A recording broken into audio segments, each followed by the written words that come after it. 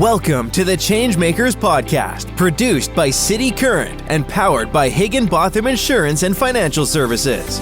This show shares personal stories and insight from those who are leading by example, fueling positive change and making a difference so we can learn and do the same. We cover life lessons, business advice, passion, and purpose. Now here's your host, Jeremy Park. Welcome to the ChangeMakers podcast, produced by City Current, powered by Higginbotham. I'm your host, Jeremy Park.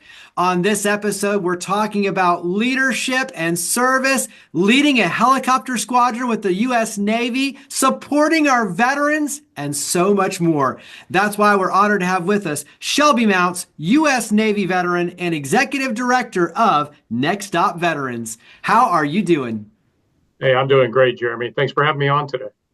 Well, first of all, thank you for your service and everything you've done and continue to do to power the good. We have a lot to talk about when you talk about being a change maker, and especially all of your efforts with NextOp Veterans. But let's start by getting to know you personally. So give us some background on where you grew up. So my parents were Navy children. I don't like to use the term brats, even though everybody does. And so they had me in Key West, Florida, but my grandfathers were still active duty and got transferred out of there. So they decided to move us to Texas. I lived in Dallas and Beaumont, Texas until the late 70s, and then got the opportunity to move out to glorious San Diego, California. Nice. And so when you talk about that through line of service, obviously with your family, give us a couple of things that stand out when you look at traditions, lessons, structure, family structure, even the flexibility, obviously, of moving. Talk about some of those lessons from your childhood. Yeah, I think I was very strongly influenced by my grandfather's stories about their service in the Navy from World War II through Vietnam. And then it was just very inspiring and adventurous and sounded like the greatest thing in the world to do. And so I always had that tugging on me, and I read a lot about military history and various battles and was in love with aircraft from at a very early age. So that was definitely a huge influence on my calling and ultimately becoming a Navy pilot. And then to your point, I guess, about the flexibility, moving around forces you to learn new places, new viewpoints and ideas, and going from Southeast Texas to Southern California in 1978, there's quite a bit of different viewpoint there, and lifestyle as well. And you have to learn how to be more communicative, more self-reliant, make new friends quickly, those sorts of things. And so I think those were strong influencers on me as well. Obviously, you look back now and you think, okay, the ability to create those friendships quickly and adapt and, be immersed in different cultures serves you well, obviously, in the role you're in now. When you were a child, especially younger, was that something that you thought about? Did you just, hey, I'm just diving in, and enjoying the moment, or was it a struggle? I'd say it was probably more of a struggle, particularly that move out to California. I remember distinctly, after a couple of years, I was going through my closet and cleaning some things out, and I found my old Bible from when we lived in Texas. And inside the front, I had written my name and my address, and I literally spelled South, S-A-L-T-H. My accent was fairly thick, as you can imagine. And going to Southern California, I definitely stood out. It created some challenges. Well, I can relate. My wife is from Mississippi. Corinth, Mississippi has a beautiful Southern accent that I adore. But when I was in California, we met through a mutual friend because obviously I grew up in Texas and they met at Mississippi State and she connected us. And so she would come out to Los Angeles all the time. And it was so funny trying to, have the waiter or waitress understand what she was trying to order. The what? I still tease her to this day. I just her Southern accent and just, California, it stuck out like a sore thumb, but I loved every second of it and still do. So the struggle's real. Yeah. But these are the special moments that make life precious, right? So were there anything when you look at, service in the military and things like, having your bed made properly and the regiment and the structure, were any of those kind of embedded in your family, or were your parents a little bit more loose on that side? In other words, was the military structure a part of the family as well? It very much was. And my mom was very much around a place for everything in its place. And I took to that like a duck to water. I had no issues with it. I kept my room spotless all the time. And actually, surprisingly, was a little bit of a challenge when I first went to the Naval Academy, because we had 3 people sharing equivalent space for 2. And you had to learn how to put up with other people's ways of keeping their stuff. And although the standards were high, especially as a freshman at the Naval Academy, we did have some latitude, and that was an adjustment for me. I think it's one of those too, though. I mean, we tell our kids all the time is, the little things, though, are really the things that define success. I mean, it's the details, right? Paying attention, and it's waking up and, making sure that everything is in order so that you have a clutter-free day, but you're starting your day out proper by doing those little things, and the little things add up. And they also, too, allow you to be a lot more strategic because you're not necessarily focused on all the other things that can clutter. So I think it's cool as a parent, all those things, those little things ultimately pay big dividends, as you're raising your family. Give me one, maybe, bit of advice or something from your mom and dad that you still kind of keep and treasure today. That's an interesting one, because obviously they have such a huge influence on you, and there's so many different examples. But I think I probably tested the relationship with my mom the most as I was finishing my high school years and preparing myself to leave and join the Navy, and leaving Southern California to go all the way to the East Coast at 18, and really not coming home very often after that. My mom gave me some advice about just really understanding that relationships mattered more than your drive and what you were necessarily trying to do. And it didn't stick. Although I made a lot of great friends at the Academy and out in the fleet, I realized after I got to a couple of years on my first couple ships, I switched over to aviation, went through flight school, and got out to California, was back in San Diego flying again. And I was probably 2/3 of the way through my first aviation tour. And my XO, executive officer at the time, called me in for a discussion about my performance. And he said, it isn't always about being right. And that really struck me at that point. And I took a big step back and really looked around at, yes, although I was organized and driven and often, right about what I was saying, the way I was delivering it to the peers around me maybe wasn't the best way to do that. And so I think I made a pivot and a sea change, and it really did harken back to the words my mom was trying to instill in me in high school. But, I chose when to listen. Well, yeah, that's part of life maturity, right? And so switch over and talk about where the pivot on your, because obviously you were immersed, at birth with the U.S. Navy and military service. But was that always something that you saw yourself going into, was the U.S. Navy, or, were there other paths and other journeys that you thought you might pursue? I knew I wanted to fly, and I loved the interest of the service, but I wasn't 100% wedded to the Navy. And then it was actually going into my freshman year of high school, my guidance counselor looked at my record and academic achievements and said, hey, with a little bit of help here, if you take summer school this summer, you can be in advanced math, get your pre-calc out of the way and go into geometry and some other things. But it was very clear. I remember distinctly my mom telling me in 3rd grade, you're going to college and you have to figure out how to pay for it. And so that kind of rode with me throughout my school journey. And this guidance counselor said, have you thought about service academies or ROTC? And up to that point, I literally thought the Army Navy game was just some Army soldiers and some sailors got together and played football one day, right? And so this whole idea of academies and that the military could pay for you to go to college was like a light bulb coming on for me. So that's where I really started to think, hey, this service thing might be real for me. And at that school, they had a history of affiliation with the Air Force. And so I was, hey, I could go in the Air Force and I could get to fly. That's kind of my life dream. But then my parents finally got to the place where they could buy a house at the end of my freshman year. And so I moved high schools to a different high school in the same school district. And it was closer to the shore in San Diego, and they had a strong affiliation with the Navy. And Top Gun came out the next year. And I ran cross country in high school, and out of the 7 varsity guys, 3 of us ended up going on to become naval aviators. And so that's when I switched and really decided that going to the Naval Academy, where I had the option to do a lot of different things, but hopefully fly, was really my path forward. But up to that point, I just knew that if you looked at the highest paying jobs that you could get with a 4-year degree, being an engineer was always at the top of the list. Starting in about 5th grade, I started noticing that.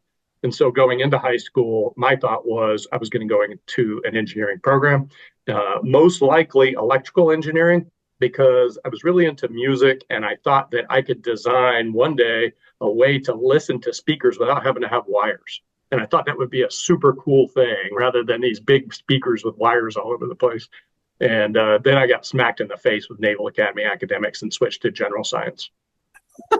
Since you mentioned Top Gun, did you want to fly like a Tomcat, or were you always a helicopter? No, I wanted jets all the way, and then I ended up getting assigned to a reserve frigate in Mobile, Alabama.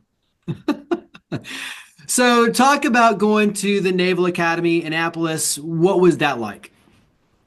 Well, it was a huge culture shock, leaving Southern California, where, I was outside all the time, played a lot of beach volleyball, just very active, engaged, had my own landscaping service for the people up on the hill behind us, just, fairly laid back 80s Southern California lifestyle. I was more than prepared physically, and I think I was pretty prepared emotionally. I was not ready academically. When you look at it retrospectively, I felt like I was. I had excelled in every way that I needed to in college and testing, et cetera. But the discipline to really focus on academics, particularly the Naval Academy's theoretical courses that are compulsory, challenged me because they didn't interest me. I did fine with the history and the English and some of the more advanced technical, like systems engineering. I was very good at that, and I liked that. I remember advanced acoustics and underwater sonar course that I took with a Vietnamese professor that I could barely understand, and I did well at it. But I got 3 semesters of the required 2 that you had to have for electrical engineering and chemistry, because I was really just bored with the theory, for one. And 2, no matter whether you liked it or even were good at it, nobody really breezes through the heavy course load, plus the sports, plus the drill and everything that the Academy presented. But once I kind of got over that hurdle and I got a little bit used to seasons and that sort of thing on the East Coast, I really did enjoy the experience, the opportunity to bond so closely with 1,000 other people from all over the country, and the excitement of getting out to the fleet and really putting it all to the test. I know it's a long story, but jump to leading a helicopter squadron, because I want to start shifting over into some of these leadership lessons, or especially around serving, overseas. And so talk about how you evolved to lead a helicopter squadron. Your very first experience in the surface warfare community is as a division officer, and that is a very tactical, close relationship that you have with your troops. And my second division officer job on my second ship, I had 63 enlisted troops in my division and over 100 spaces on the ship that I was responsible for, plus my own personal professional qualifications as an officer of the deck, an engineering duty officer, these things. And so you really, really get to know the day-to-day personalities, challenges, work-life balance or lack thereof, et cetera, and how consuming one of those kind of jobs is. And I had plenty of sailors that were very smart, worked very hard, were great at work. And then when I got out, they didn't know what they were doing. They had no idea about what the outside world was like. So that's really kind of first lead, but see that the people who are working so hard go on and do different things besides the Navy. And then once I got into the aviation world, it's interesting because as a junior officer in the aviation world, unless you get a maintenance division officer job, in many cases, your only touch point typically is going to be if you have an aircraft that has air crewmen in it, like helicopters do. You become very close with them because you spend dozens or hundreds of hours flying together. And then if you go off in a detachment, you'll naturally, because that detachment is a small segment of a squadron, you'll get very close with maybe your maintainers. But for the most part, you don't have as close a relationship as you did. And so I got that 4-year deep immersion with the troops, less time with them as a junior officer. But then in my community, we sent these detachments out. And so at a relatively early part of your career, you get the opportunity to be an officer in charge. And so as a lieutenant commander, I went out to Guam, brought the new helicopter, or was with the new helicopter as it was coming out to Guam, and deployed with a detachment. And there you're like the general manager. And so, you've got your one assigned shop, you've got your 2 helicopters, you've got maybe 30 people, some junior officers, and the maintainers and support personnel, and you really get kind of close to them again. And so my early division officer experience really helped me understand and engage with the troops in that way. And that, of course, is a microcosm of squadron command. And so by the time I got to squadron command, even though the numbers were larger, we had a lot of helicopters, 500 people, and various missions that we had to fulfill, I felt well prepared and very comfortable, just based on my own personal experience. And then I think, I've talked to a lot of other officers about this, it's funny how you feel like you can do more earlier in your career in the Navy, and that the promotions and the opportunities to lead never come quite as fast as you would want them to. When they do come, you're still challenged, but you're also prepared. And so the system works in that regard, I think. Talk about, and obviously the things that can be shared publicly, so I don't want you to don't talk about top secret, but we talk about some of the helicopter missions. What does that look like? So give us an illustration of some of the typical missions or the different types of missions that your squadron went on. Sure. The beauty of the helicopter, at least the ones that we flew as utility helicopters, is you've got multiple mission areas. It's a challenge as well to gain proficiency and retain proficiency, particularly nowadays. I was kind of the end of a dying era where we didn't quite have the sensors and weapon systems that the helicopters have today. And so I was more of a pure search and rescue, utility, logistics support kind of a mission set. It was only towards the end of my career we were bringing in more focus around special operations and tactical level support. I was the engineering or maintenance officer at my squadron out in Guam after I had done the OIC deployment, and we stood up an air ambulance detachment that went to Iraq and supported an Army mission for a number of years. And that was really one of our first forays in the new 60 Sierra of bringing on additional capabilities, sensors, equipment. And then not long after that, the FLIR, forward-looking infrared, heavier caliber weapons, missiles, rockets, these things started to come online. So I didn't fly with those a lot. By that point, I was in the Pentagon and helping to get the resources to support those. But long way to say, you don't know a lot of times when you lift off the ground which mission you're actually going to execute. You have to be prepared for all of them, which is great because you might be assigned to take off a ship and fly some personnel and some mail over to another ship and then come back and shut down, or maybe you're going to roll into search and rescue for a little while, waiting in case something happens, and then you might be moving beans, bombs, and bullets between the ships a little bit later, and then in the middle of the night, you might get called because somebody got washed overboard or there's a medical emergency. So we would cover down on all of those type of missions, and then as we were becoming more tactical, we ended up doing a lot of training missions in support of special operations, SEALs, EOD, and doing things like fast roping, parachute jumps, cast and recovery, where you get down low to the water, and they jump out the back, and then you recover them either via hoist or caving ladders and things like that. So you would do, any typical pilot would do any and most all of those missions in the course of a deployment or a cycle at a squadron. Obviously, there's so many leadership lessons that I'm sure you draw from those experiences. What's one that pops into your head in terms of something that you learned either, on a mission or just in general during that time period that you take with you today as an executive director for NextOp veterans? I think that there's a lot, like you said, but the one that really stands out to me that I really have always enjoyed is setting the expectation, providing the guidance and the drive where necessary to move things along, but really enabling the individuals on your team or your crew to grow into their roles and run their own responsibilities. I appreciated the aviation community's willingness to delegate authority and allow less experienced personnel to go out and execute their missions and learn and develop in that in a safe way, of course.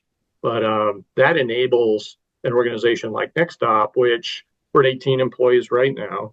We are predominantly virtual first. We have a few spaces that our team operates in around the country, but we don't own any real office space. We're never going to be a 100% in-person kind of a workforce.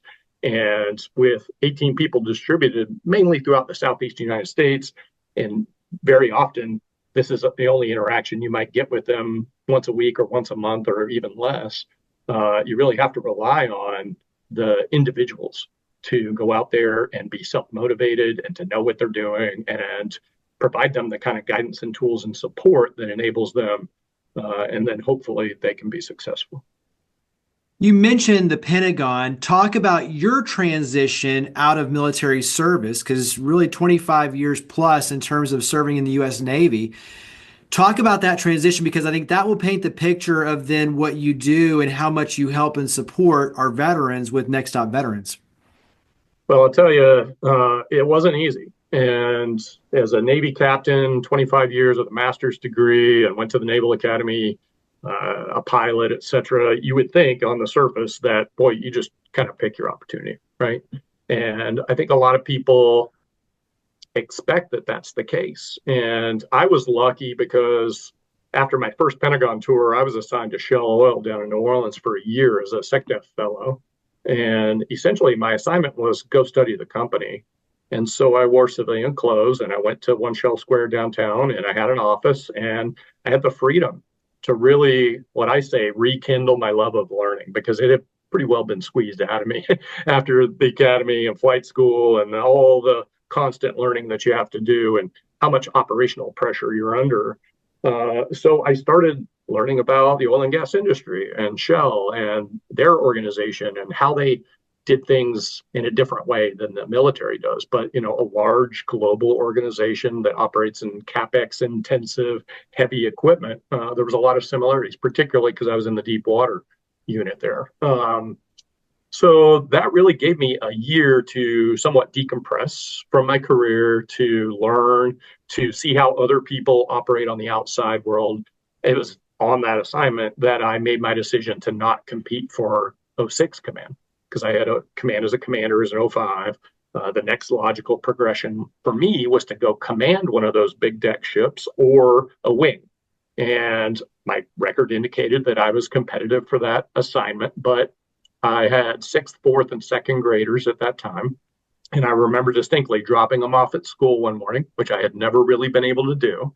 And I drove down St. Charles and I went to One Shell Square and took the elevator up to my office, and I was looking out over the city of New Orleans. And I said, you know what? I think it's time, because people always say you'll know when it's time. And it just hit me. So I put in a do not pick me letter back to our bureau in Millington and told them I don't want to be considered for 06 command. I had a payback requirement, so they sent me back to the Pentagon for another 3 years to work in Navy operations. And I had just had this year. I had all this networking. I had gone to visit multiple companies around the country. You would think that I probably already should know what I want to do and be able to get it. And I spent most of the next 3 years turning over rocks to figure out if that's something that I really wanted to do, because we all believe we can do anything. It's just a matter of nobody hires you for anything. They hire you for something. And so as I turned these rocks over, I kept finding things I didn't want to do. And then when it came time to start kind of getting into that strategic hire zone, oil and gas had collapsed. 30% of Shell's workforce went home. There was no future for me in oil and gas. And so I started doing what a lot of people do, I think, looking online, looking on LinkedIn, doing the quick apply, filling out the applications, uploading my resumes. I must have done hundreds of them. I did get one response. I got a response, and it was a quick no from Major League Baseball that they did not want to interview me to be a general manager of a minor league baseball team in Australia. But beyond that, it was a dead hole. And so I tell people that it really is true that your job opportunities are probably going to come through your network. So have one and let it work for you. And then in my case, at least, and I think this is very common, you're really not competitive for a job until you're very close to being available, because that's when people are hiring, right? And so an inordinate amount of pressure over those 3 years have built up on me because I had a family. I had made a decision to leave my position in the Navy and go out into the wild and try myself out. And I didn't know what I wanted to do, and I couldn't find anything. But we were staying in DC at this point because my oldest had started in 9th grade. And being in one place for high school for my kids was an important piece of my decision to get out.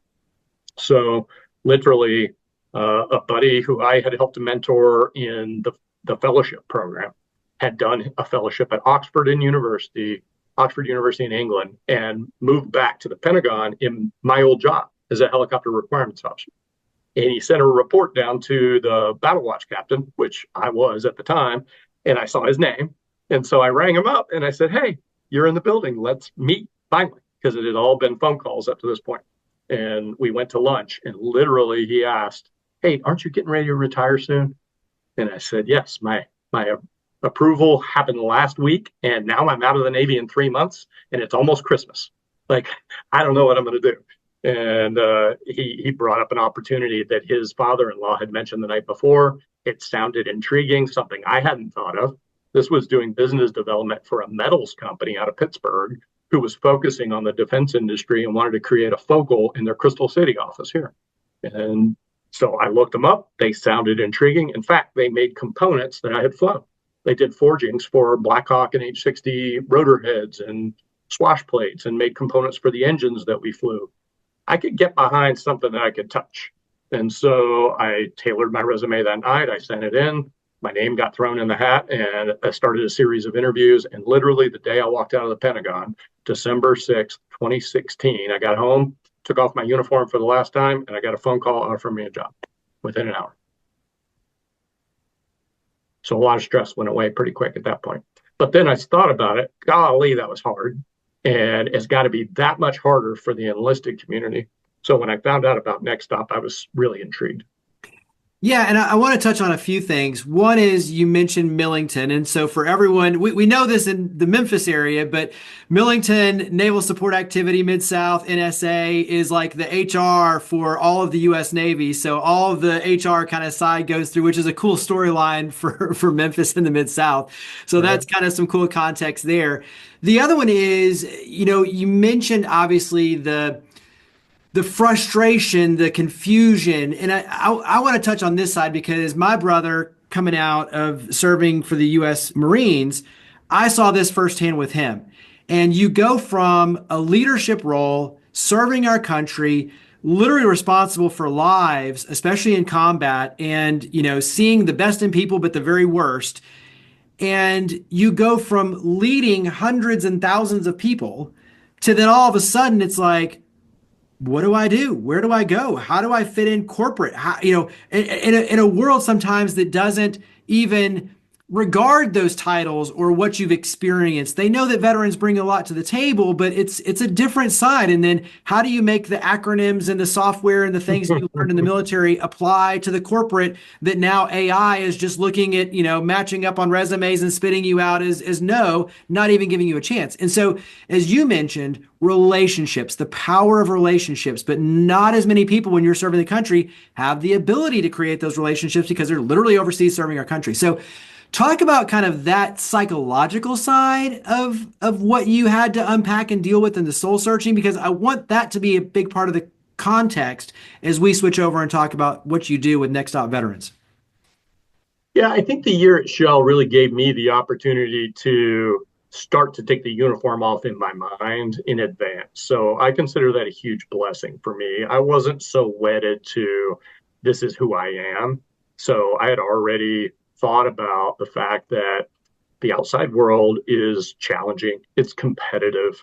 there are lots of opportunities for us out there. We just got to figure out what they are, right? So that piece wasn't so hard for me, although I will say this is my third now role since the Navy, and coming back into an organization that's one, mission focused, two, highly veteran populated. 16 of our 18 employees are veterans. And just the ease of interaction and the culture that we can create in this organization is a breath of fresh air. And so I didn't realize, I underappreciated or underestimated the impact of getting out of the military culture and the mission-driven environment. And didn't really think about it a lot until I got to the end of my second role after the service, where I left because of culture, and then took a pause. I actually found out about NextOp through the Naval Academy Alumni Magazine. I just happened to see a spotlight article on it because the previous executive director is also a Naval Academy grad. She was a Marine who was at Shell when I was there, and we had worked on a military recruitment trip together. And we went with a Shell veteran recruiter out to a conference. And so I recognized her name.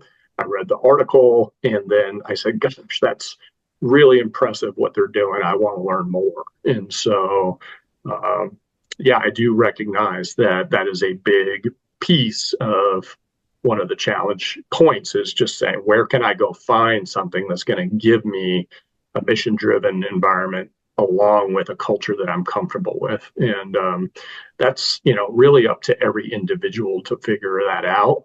But it certainly rings true in my experience, as well as a lot of people that I've spoken to. Well, let's definitely dive in deep on NextOp veterans, because what you're doing really is truly impactful for our veterans and military service members. And so talk about what you do with NextOp veterans. Sure.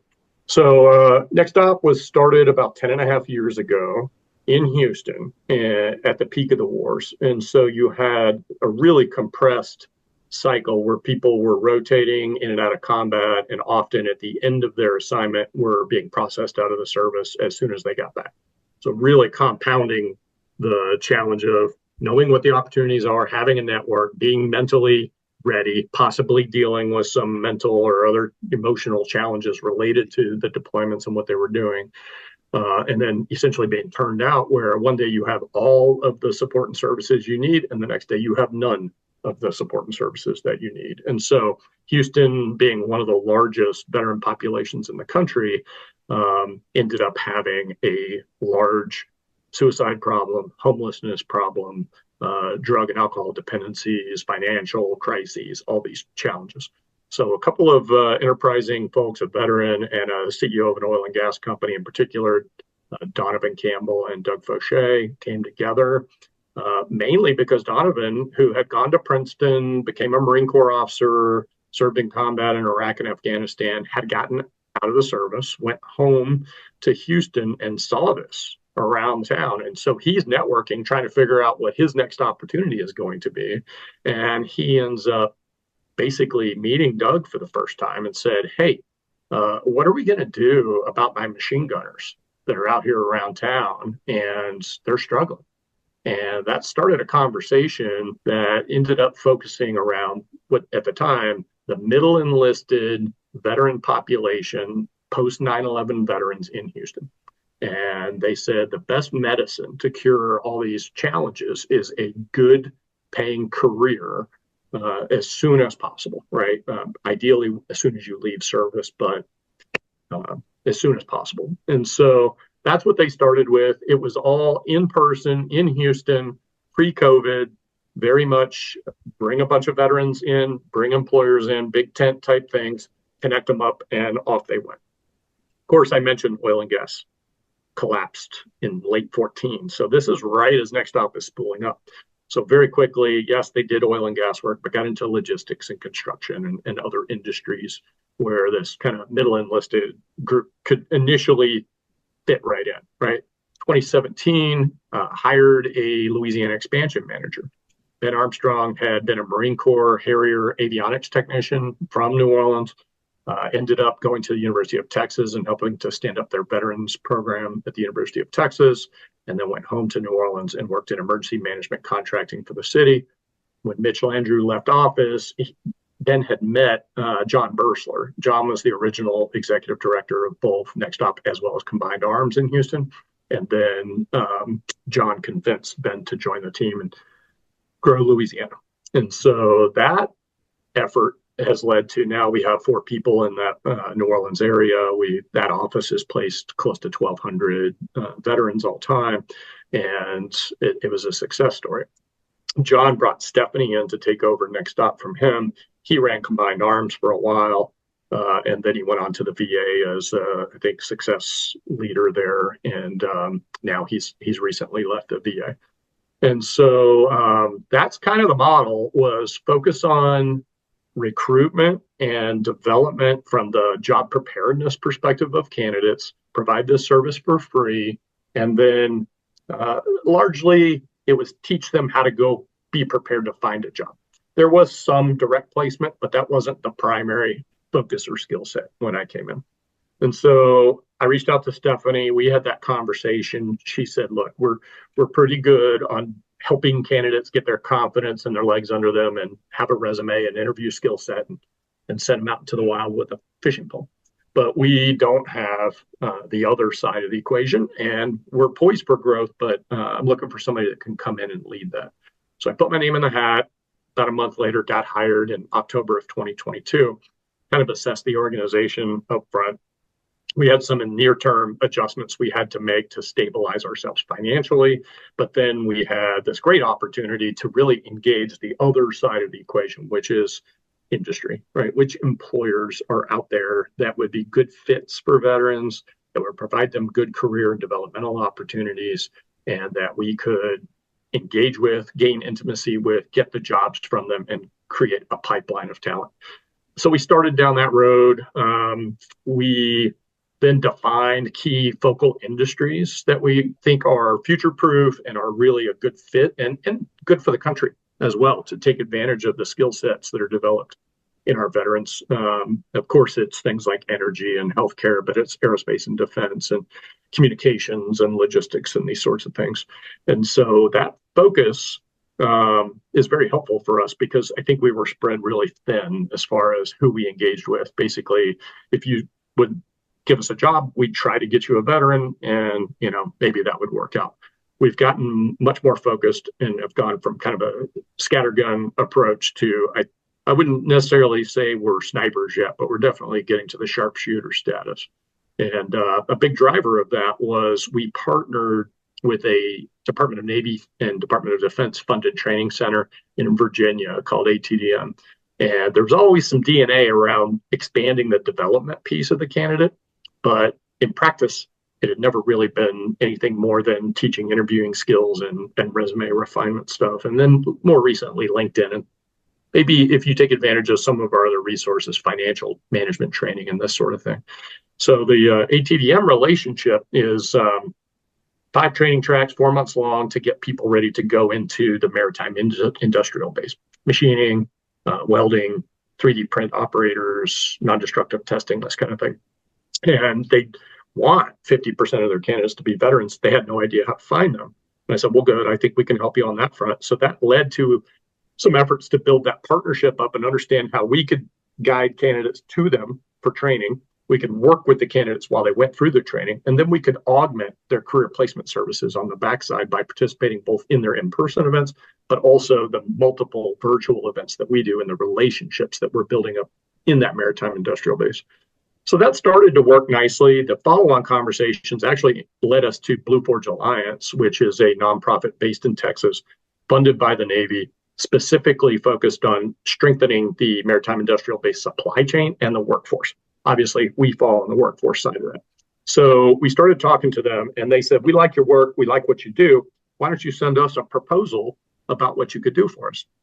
And I said, well, you got this buildsubmarines.com website, and a lot of people are interested because Brad Keselowski's cool, and they're signing up. They see that we build giants commercials, et cetera. But I think there's probably some room for engagement after that point. And so we took on taking the people that fit our demographic, post 9/11 enlisted veterans, and engaging them and saying, hey, we can help you through the funnel. to get to these jobs if you want to sign up with us. So that was one piece of it. We were going to do our own marketing and go out there and guide candidates into these great careers. And then ATDM being a piece of that pathway. And we think we can get 50 of them this year. And they said, well, if you think you can get 100 of them this year, then I think you have a contract. And so I said 100 it is. And I'm happy to say that contract ends today. And we're at before I checked before we got on this call, we were at 122 placements. So narrowing our search, being able to hit a target.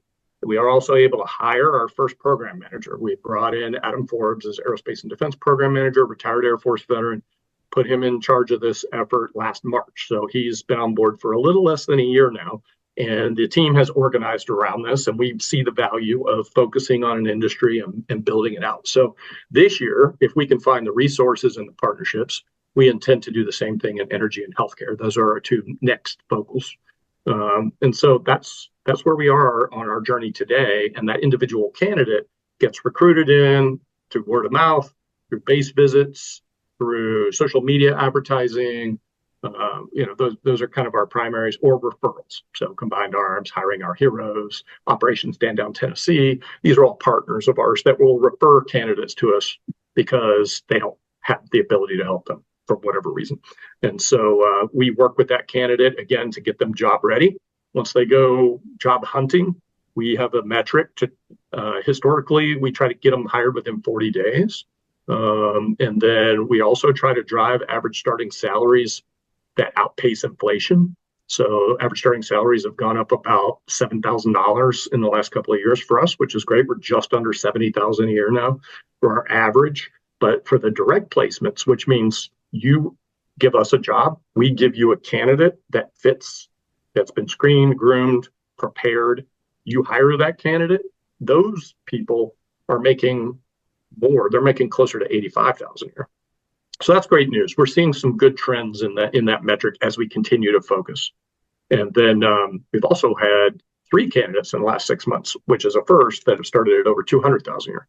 So that's some pretty interesting things. And when you dig into the data and you see the type of candidates that we have, I think being able to have that relationship with the employer and enlighten them that these candidates do bring all the soft skills that you expect, but in many cases, they have advanced degrees, they have advanced certifications, they have technical skills. There's a lot more in that basket. So right now, out of our 604 candidates, you would have all kinds of different backgrounds, different services, different points on the compass. About 45% are coming out of the uniform. About 55% are veterans that have already gotten out. Maybe they used their GI Bill at the University of Memphis, and now they want a little bit of help because they kicked that can for 4 years, and now they're trying to figure out what they want to do. So that's a little snapshot, I think, for you. I love the fact that you serve on both sides, right? Like you're building the relationships, upskilling, like all of these things to help the individuals, the service members, the veterans, but also too working with the companies because the veterans do bring so much value, just like you articulated. And so carry that into how the community can help NextOp veterans. So talk about ways the community can get involved and help support your efforts. Well, there's a number of things. First and foremost, we're always looking for introductions to new employers, right? Because I haven't met an employer yet that says they're not interested in hiring a veteran, right? The challenge, of course, is then how do you operationalize that? And it takes a little bit of participation on both sides up front to get that relationship going. So that's one for sure. Then just being aware that we exist. We get a lot of people that say, hey, my uncle this, my friend this, my buddy that, my husband this. And they reach out. We say, here's the link, have them go apply, and we'll work with them, right? And so that's another one that just very generally. Then there's occasionally volunteering opportunities, particularly in our geographic concentration. So Houston, New Orleans, more recently, Dallas, Memphis, Clarksville, Tennessee. The Tennessee team just came on in September. We already met Erica. So Erica and Frank are working hard to deliver in Tennessee. They've also now been added the additional expansion into West Kentucky. And so that region is growing. And then just last week, I hired 2 new staff in Alabama. And so that region is growing. And we've got an employment coordinator in North Carolina. And I think I mentioned I'm in the DC area. So we have community social opportunities. We have volunteer opportunities. An exciting one that's new is called Carry the Load out of Dallas. It was formed by a Naval Academy grad, football player, SEAL, over a decade ago. And the intent is to preserve and restore the meaning of Memorial Day through a series of marches and walks across the country by various teams. And it culminates in Military May, and they have the final culminating event in Dallas. And so with our Dallas expansion and the impact we're starting to make, we were lucky to be included this year as one of the new nonprofit partners. There's 46 of them. And the campaign goes live this coming Monday. And we will be putting out information about these walks all over the country. And if someone's interested in a walk in their area, they can go through the link. They can sign up to participate. They can sign up to donate to the cause. And if there isn't an event near them and they are interested in starting one, we can engage with them and try to bring together enough partners and momentum to create a new walk. So that's an exciting one for us because it gives us something to focus on that's veteran-centric, that allows us to bring partners from veteran resource groups and from employers and from the community at large to spread this word and participate in remembering our military. This will switch us over to the lightning round, but when you talk about your legacy, and especially for you being a veteran and knowing firsthand the power of what you're doing with NextOp veterans, what do you hope that many, many years from now, your legacy is in terms of working with the companies, working with the individuals, really, transforming this relationship, this opportunity for so many? What do you hope your legacy is with NextOp veterans? I really don't think it's about my legacy. I think it's about this gap that has happened where a lot of investment and interest has been poured into things like workforce development and upskilling and veteran causes. And there's areas of good outcome, right? But we constantly find as we go further and further into these engagements that there's so much more need and opportunity to connect. And so I mentioned Stand Down Tennessee earlier. Eden Murray reached out to me last summer and said, hey, we used to do something like what you do. We don't have a grant to do that anymore. I don't want to go hire somebody and fight for another grant to replace it. Why don't we just partner up and you put your staff in our space and we work together, which we did. That's repeating with other organizations as we continue to get bigger, more known, and we spread the word across the country. I think that's really the legacy, if there is one, is the ability to integrate and serve as a connector and complete pipelines. And maybe it's that oil and gas time at Shell. I don't know, but I think that way. And I even mentioned the systems engineering class at the Naval Academy. Completing a loop or a system like that mechanically, to me, whether it's pipelines of oil and gas or pipelines of people or producing students as a flight instructor, that just resonates with me. And so there's so much need for that across this country. If NextOp can leave that legacy, I think that would be a huge benefit to the transitioners, to industry, and of course, to the strength of our country. I've got another question, but I'm going to throw it into the lightning round so we can go ahead and officially switch over. So I'm going to throw my lightning round. Ding, ding, ding. Exactly. It's like all these just bring up more questions, which I love. That's the whole fun of this. Of course. Lightning round, short questions, short answers, fun chance to get to know you better. What do you like to do to relax? I love swimming.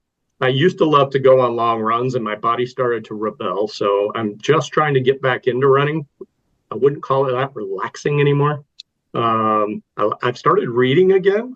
It's interesting, but you probably can't read it because of the screen capture, but I've started reading about nonprofit fundraising.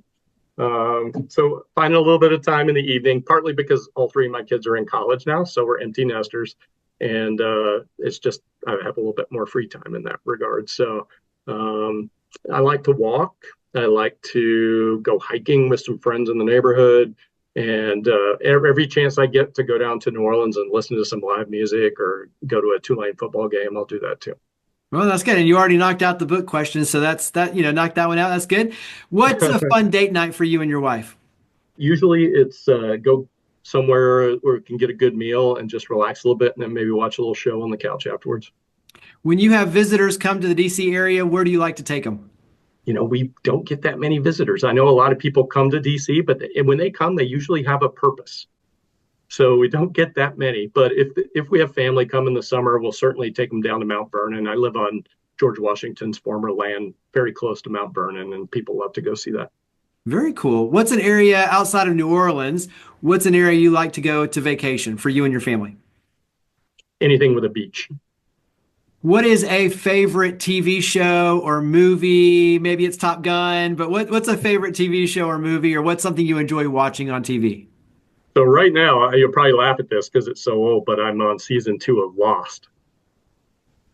I'm really enjoying it because it's so intriguing. You don't know what's coming next, and it really is, kind of detached from the day kind of stuff. Yeah, I mean, ironically, we were just doing a dinner last week, and a big part of the conversation was Lost. And so I think there was like 3 people that were watching Lost. We were talking about different seasons and shows and series that we were all watching, and we were watching Lost. So yeah, there you go. Yeah, I'm enjoying it.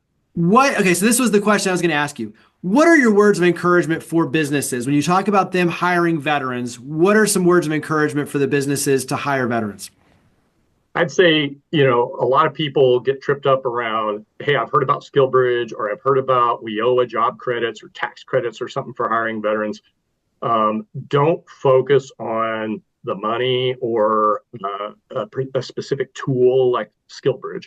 Focus on the long-term impact that brings someone in who is good at understanding what needs to get done, willing to roll up their sleeves and do it, naturally can lead others, understands ethical behaviors, works well in teams, probably can communicate pretty well, and what that would do for a particular team, facility, business unit, etc.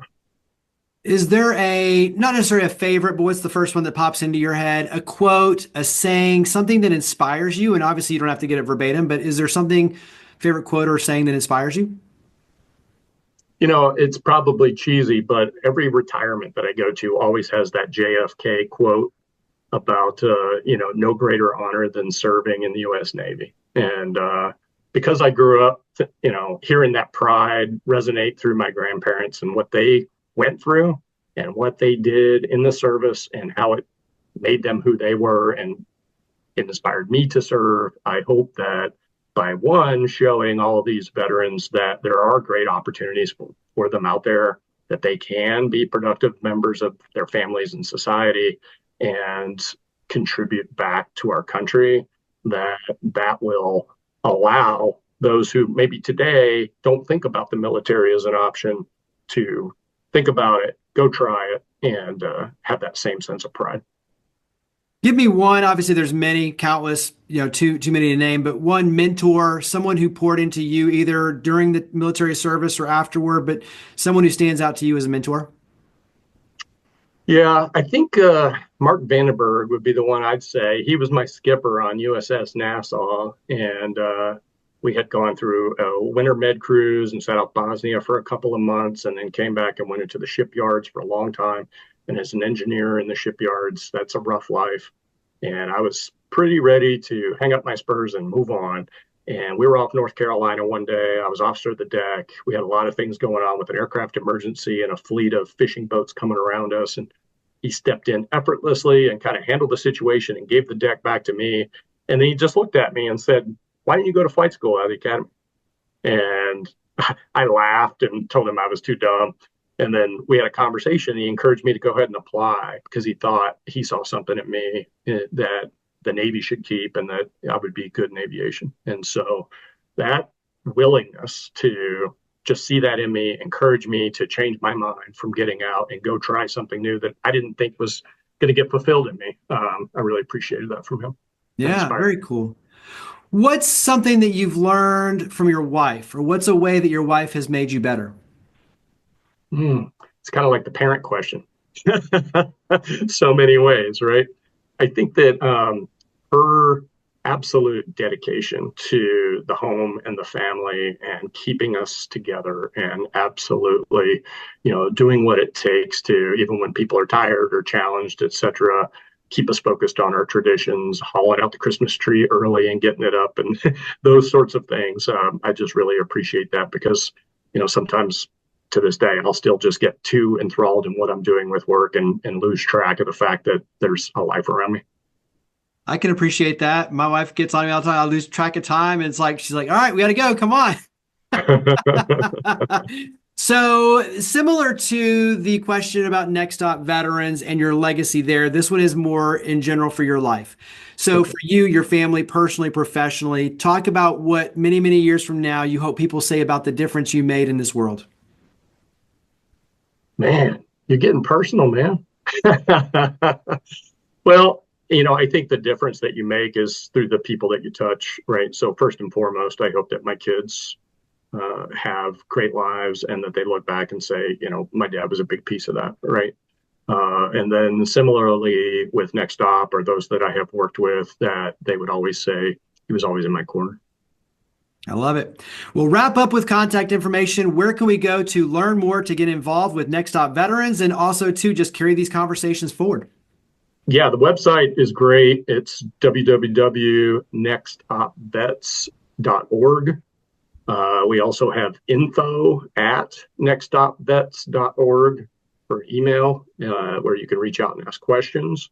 On the website, it's I want to hire a vet, I am a vet and I want help finding a job, or I want to donate money because we are a 501c3 and we do gladly accept donations.